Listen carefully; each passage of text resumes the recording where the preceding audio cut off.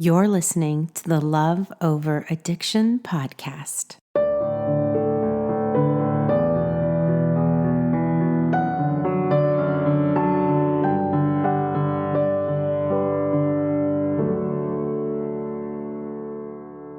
Hey there, it's Michelle. How are you doing? This is a special edition podcast, and it's because the 4th of July is coming up. And believe it or not, 4th of July is one of our busiest times of the year. You would think New Year's Eve would be incredibly busy, and it is, but it's not. For some reason, maybe it's because 4th of July is in the summer. I don't know, but it tends to be a huge time for drinking and drugs and addiction. And this year, with the virus going on, I really wanted to reach out to you and say, okay, I'm going to give you some specific tools for being in love, living with, hanging out with somebody who's suffering from addiction with the virus going on. So today I'm going to cover 3 specific things you can do that will help you get through this weekend, because 4th of July this year falls on a Saturday. So not only, and y'all know what I'm talking about, have a weekend, which Fridays, Saturdays tend to be the busiest days for drugs or alcohol, but also you have a holiday on a weekend. So it's a double whammy for us. And I want to make sure that you are equipped and you are prepared and you know exactly what you are going to do so that you have a decent holiday. I'm not going to use the word good because it's really difficult to have good holidays when you love someone with addiction. So we need to set the expectations up front correctly. And that means if you can get through this weekend without any arguments, without any tears, and I'm not saying crying is bad or anger is bad, but to me, this weekend is going to be a test for you. If we can get through this weekend fully equipped and prepared and taking accountability, I think you will come out of this weekend incredibly grateful and happy and with a higher confidence level than you went into it. You're going to be victorious this weekend. You are going to take addiction and take control of that narrative and take control of your life this weekend. And you're going to come out better and feeling super powerful and feeling confident and knowing that if you got through this weekend and you're going to do what I'm telling you to do, that you're going to be okay, because you can repeat this over and over and over again. All right. So I love you, and I know that you can do this. I'm not going to tell you it's going to be easy. So that's the other expectation we need to check. All right. What you're going to do and what I'm asking you to do, it's going to take work. It's going to take preparation. It's going to take determination and commitment. But I know that you can do it, because everything that I tell you, I've done myself. And I am just like everyone else. So if I can do it, there's nothing special about me. You can do it. Okay? So we know this weekend is coming up. You've been informed. And you know that it's going to be a time where if your loved one is trying to get sober and stay sober, they're going to be struggling this weekend to remain committed to their sobriety. So we know they're going to be tested. We know they're going to feel uncomfortable in their own skin. There's going to be far more commercials for beer or alcohol. Even if you're a podcast listener, there's going to be a lot more sponsorship to, quote, celebrate the weekend by use of, addictive forms. So your loved one is going to feel pressure. And if they are not trying to get sober, if they're actively using or drinking or whatever, they might indulge even more than usual, because holidays typically, it's a time where they feel they have permission more than normal to just lose control and get wasted. So let's start with that. Take inventory right now where your partner is at in their work towards sobriety. They might be in complete denial, in which case you should expect even more drinking or drug use, or they might be sober right now, in which case you should expect them to struggle a little bit more with maintaining their sobriety. All right. So ask yourself, where's my loved one in this spectrum? And clarify that for yourself really quick, because that's going to help you set your expectations. All right. Number 2. Actually, it's not number 2. I don't know why I said number 2, because I didn't say number 1. I haven't gotten to number 1 yet, you guys. All right. So now we're going to get into the 3 tools. Now that you've taken self-inventory, we're going to get into the 3 tools that you can apply to this weekend. All right.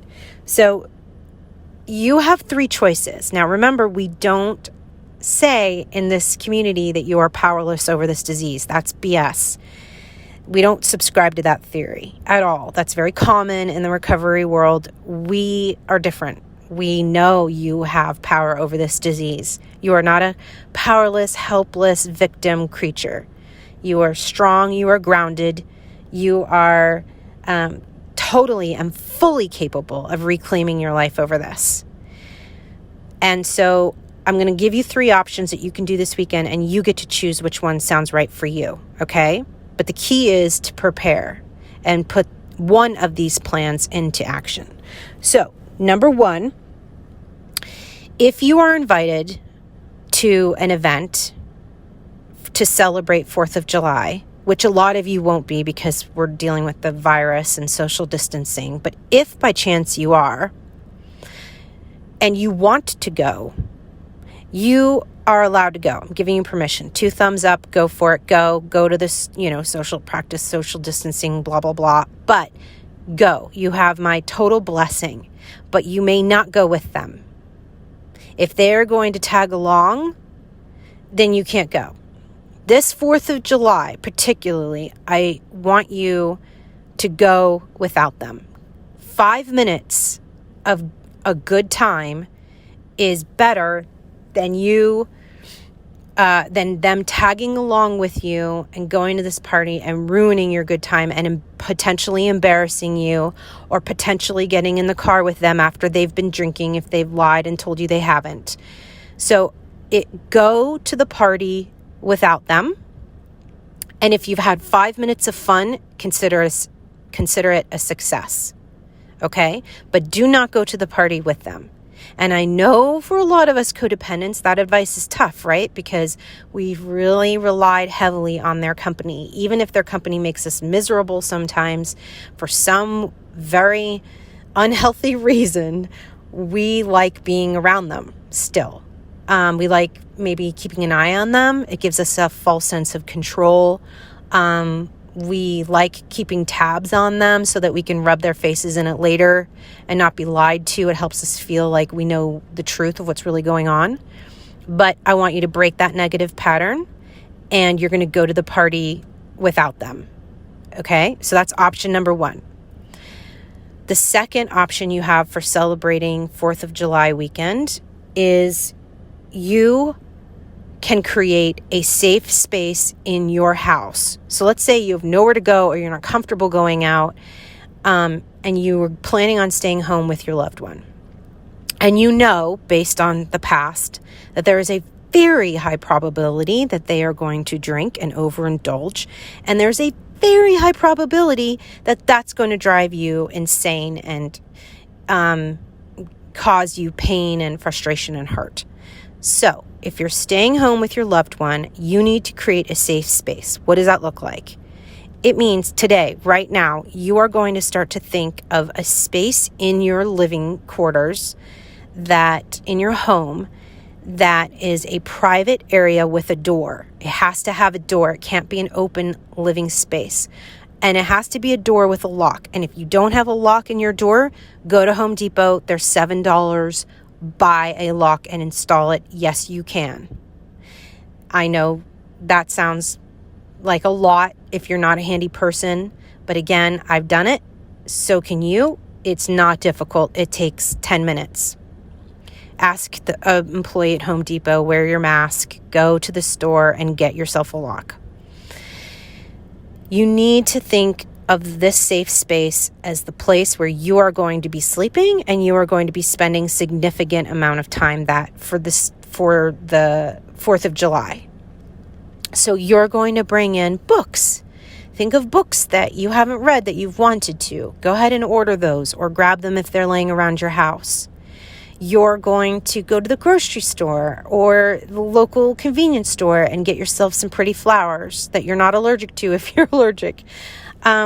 You're going to get your phone, and maybe if you have like a Bluetooth speaker, you're going to get some music in your room, in your safe space.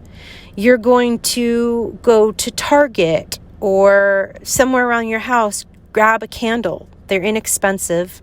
Make sure you love the scent. Make sure you get some matches. 99 cents at your grocery store. And you're going to light a candle. And some of you might be going, Michelle, I don't have a safe space. The only place other than, my bedroom that has a door is my bathroom. And to that I say, then go in the bathroom. Make your safe space a bathroom. I understand that sounds a little weird. I get it. But listen, guys, addiction is weird. It's not normal. It causes us to do crazy, crazy things we never thought we'd do in our life. We find ourselves in those positions. There's no shame. There's no judgment. I think it's something to be proud of that you are willing to go to such extreme measures and put yourself in these positions to make yourself better.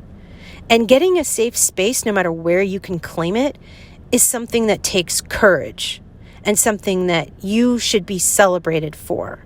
So if the only space in your house is a stinking bathroom, great. Grab some pillows and throw them in a tub. I don't care. That sounds weird. Who cares? Grab all of the cushioned pillows. Make your tub your new couch, your hangout place. You've got everything you need. Grab some snacks, grab some drinks, shut the door, and have yourself a party of one. If you have kids, I understand. You can't all be in the bathroom. Although I did do that one night with my children. But I had a pretty big bathroom. So if you are in a situation where you're like, that's great advice. If I was, single or living, without children, then I would say, please consider one of the children's rooms. Make it a game. Put on some movies. Play video games with your kids for the night. Get some board games. Whatever you need to do, tell your kids you're camping out. Put a tent in their bedroom. Make it fun. Make it a game. Try to have a good time. Do not make it dramatic. You are not allowed to go to your loved one and say, guess what I'm doing? I'm setting up a safe space because you're going to drink too much. No. That's unproductive. That's guilt tripping them. And that's setting yourself up for failure, because guess what's going to happen if you do that? They'll make sure that you don't have a safe space. They'll be pounding on your door, wondering where the heck you are and when you're going to come out, and they won't leave you alone because they realize you're exercising your right to have power over this disease, over addiction, and that's the last thing that they want you to have a right to do. So get creative with your safe space. That's option number 2, but start planning today. I want you to start thinking about all the wonderful details that you can fill your space up with. And remember, last week I talked about using all of your senses, your eyes, your smell, your sight, your touch. Think about how to fulfill all of those senses with things that bring you joy, that make you happy. All right, this is your third option. Remember, you're picking which one sounds good to you. You can go to a family member's house and spend the night, or even spend the weekend.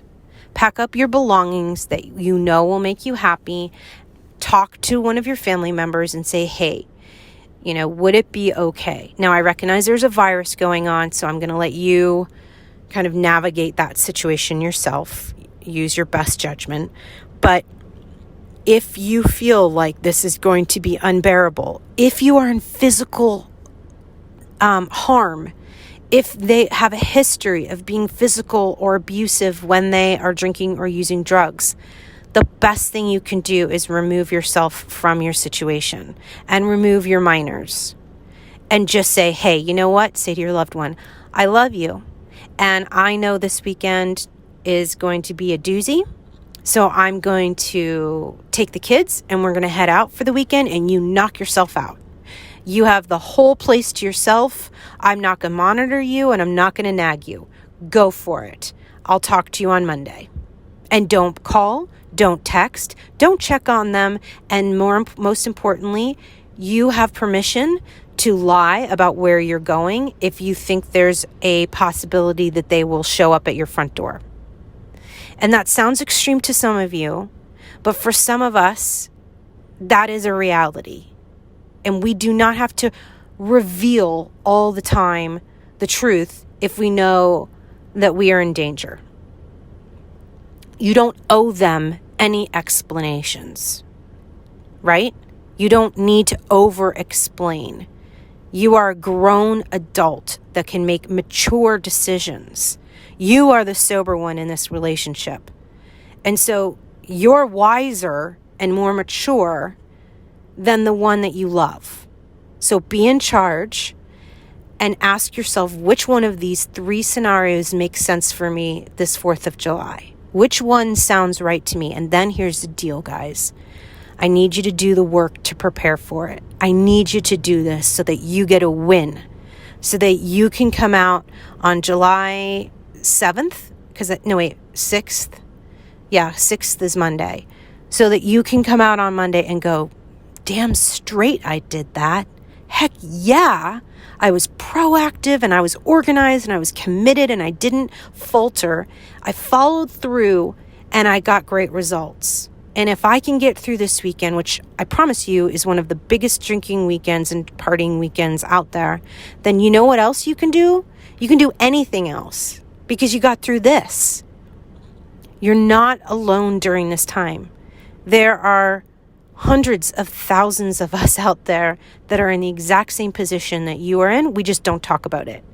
It's not something we advertise because there's a lot of unnecessary shame about this disease. But just know that you are one of the smart ones and that you are one of the survivors and that you are the ones that have the courage out there to make the difference in your life, and that your future, if you follow through with this, is going to be better than you've ever imagined because you are willing to make changes. You are willing to push yourself. You're willing to step out of your comfort zone. You're willing to look addiction in the eye and go, you know what, addiction? Screw off. You're not messing with me anymore. You're not messing with my family anymore. I'm taking back control. I'm taking charge.